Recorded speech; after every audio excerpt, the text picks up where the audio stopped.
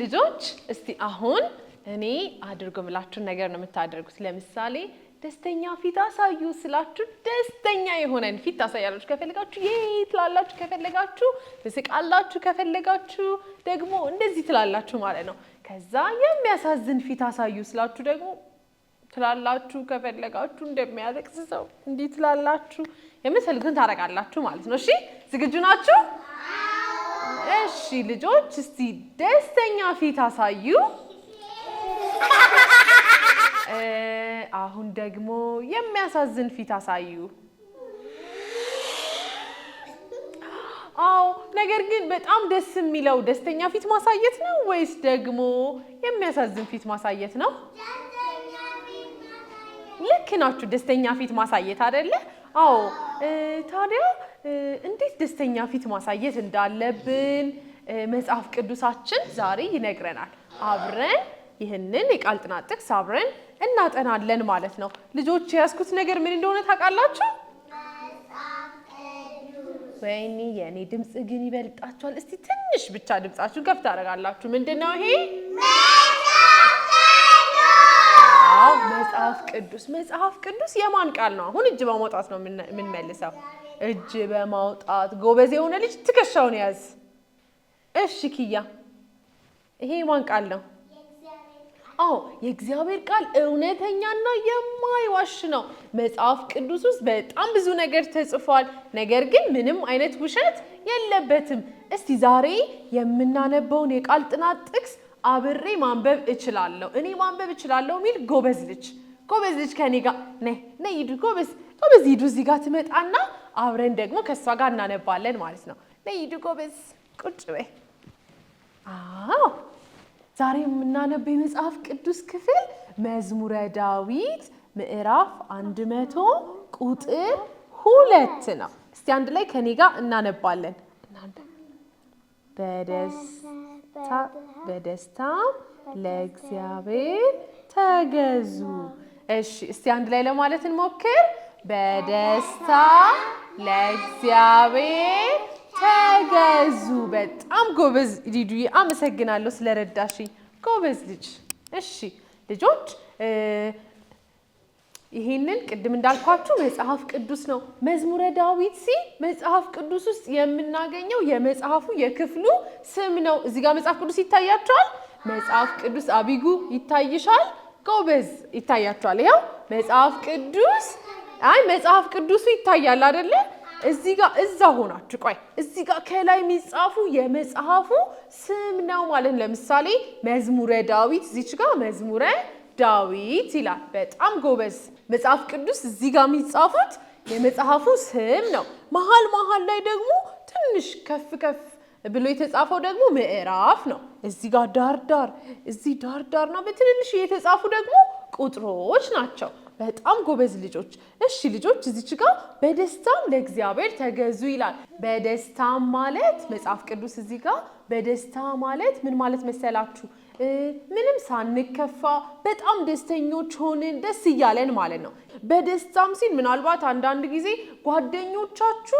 ከጓደኞቻችሁ ጋር አትጣሉ ሲል ደስ ሊለን ይገባል ማለት ነው ለእግዚአብሔር ተገዙ ማለት ደግሞ መጽሐፍ ቅዱስ ብዙ ነገር ለእግዚአብሔር እንድንገዛ ለእግዚአብሔር እሺ እንድንል ያዘናል ስለዚህ እኛ እንድናደርገው ያዘዘንን ነገር ሁሉ እሺ ማለት መታዘዝ ማለት ነው ስለዚህ ምናልባት በዚህ መካከል እናንተ በጌታ በኢየሱስ ክርስቶስ ያመናችሁ ልጆች ካላችሁ ሁሉ ጊዜ ደስተኛ መሆን ትችላላችሁ ማለት ነው ታዲያ ደስተኛ የሆናችሁ ለእግዚአብሔር መገዛት ትችላላችሁ ወይም መታዘዝ ትችላላችሁ ማለት ነው ምናልባት ግን በዚህ መካከል በጌታ በኢየሱስ ክርስቶስ አንቺ ካላመንሽ እናንተ ደግሞ ደስተኛ መሆን አትችሉም ምክንያቱም ሙሉ ለሙሉ ደስተኛ መሆን እንድትችሉ ጌታ ኢየሱስ ክርስቶስን እንደ ግል አዳኛችሁ አድርጋችሁ መቀበል ያስፈልጋችኋል ማለት ነው እሺ በጣም ጎበዝ እስቲ አሁን አንድ ላይ እንላለን ማለት ነው ይሄንን የመጽሐፍ ቅዱስ ጥቅስ አንድ ላይ እንላለን ይሄንን ሳነሳ መዝሙረ ዳዊት ምዕራፍ 100 ቁጥር 2 እንላለን ከዛ ወደዚህ ሳዞሮ ደግሞ በደስታም ለእግዚአብሔር ተገዙ እንላለን ማለት ነው አንድ ላይ ለማለት ዝግጁ ናችሁ እስቲ ከኔ በኋላ ትላላችሁ እሺ መዝሙረ ዳዊት ምዕራፍ 100 ቁጥር 2 በደስታም ለእግዚአብሔር ተገዙ። በጣም ጎበዝ ልጆች። እሺ አሁን ምን እናደርጋለን መሰላችሁ? አሁን አብረን መዝሙር ነው የምንዘምረው። ልክ በዚህ የመጽሐፍ ቅዱስ ጥቅስ እንዘምራለን ማለት ነው። ግን ስንዘምር አንዳንድ ሰው እጁን ያወጣና ክፍሉን ይነግረናል። ለምሳሌ መዝሙረ ዳዊት ምዕራፍ 100 ቁጥር 2 ካለን በኋላ ከዛ አብረን እንዘምራለን። እንዴት እንደምንዘምር ግን መጀመሪያ እኔ ልንገራችሁ።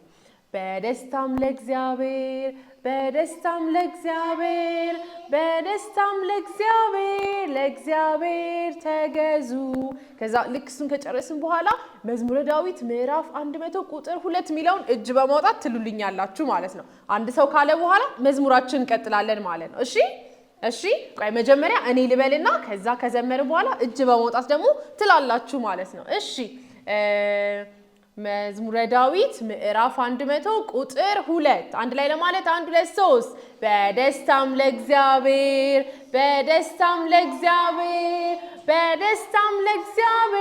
ለእግዚአብሔር ተገዙ። እሺ ይሄንን የመጽሐፍ ቅዱስ ክፍል ሚልልኝ። እሺ አቤኒ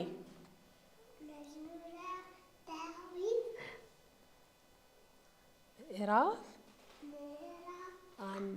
100 ቁጥር እሺ እንዘምር 1 2 3 በደስታም ለእግዚአብሔር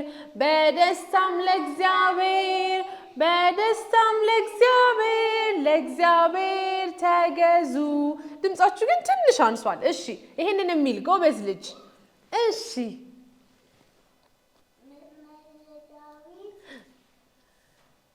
ምዕራፍ 100 ቁጥር በጣም ጎበዝ። 1 2 3 አንድ ላይ በደስታም ለእግዚአብሔር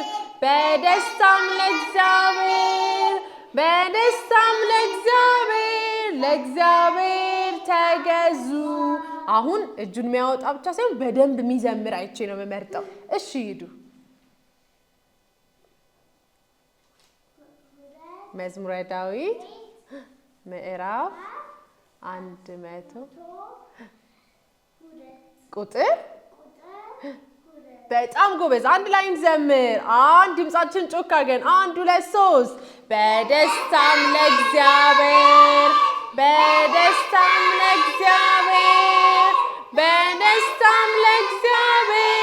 ለእግዚአብሔር ተገዙ። እሺ ይሄንን ሚል ጎበዝ ልጅ። እሺ ሴት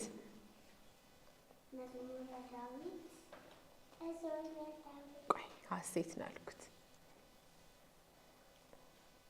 ምዕራፍ 100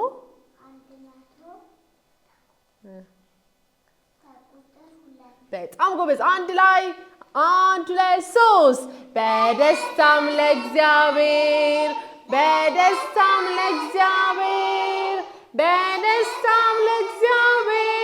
ለእግዚአብሔር ተገዙ።